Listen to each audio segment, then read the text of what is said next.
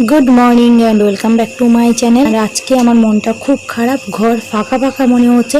কারণ এই কয়দিন মা ছিল, আজকে সকালবেলা মা বাড়ি চলে গেছে।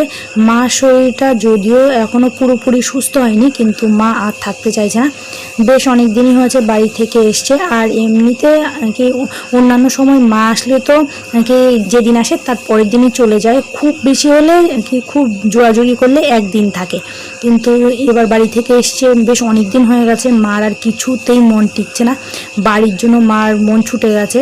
মাকে খুব জোরাজুরি করলাম থাকতে, তারপরে হাজব্যান্ডও খুব বকাবকি করছিল যে এখনও শরীর সুস্থ হয়নি, কেন বাড়িতে যাবে, কিন্তু মা কিছুতেই থাকবে না।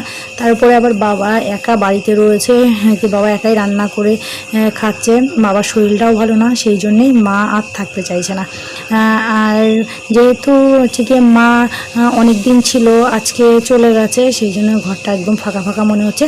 আর হাজব্যান্ড একটা অনলাইন থেকে গেঞ্জি বুক করেছে, সেটাই এসছে, সেটাই এইমাত্র খুলে দেখলো। সোনা স্নান হয়ে গেছে। এবার যেহেতু আজকে দিদা নেই, একটু পরে পরে দিদা দিদা করে কান্না করছে, আর এই ঘর ওই ঘর শুধু খুঁজে বেড়াচ্ছে। ঘুম থেকে উঠেই দৌড়ে পাশের ঘরে গেছে, আর কি ভেবেছিল মা শুয়ে রয়েছে, কিন্তু গিয়ে যেই দেখেছে দিদা নেই, খুব কান্নাকাটি করছিল।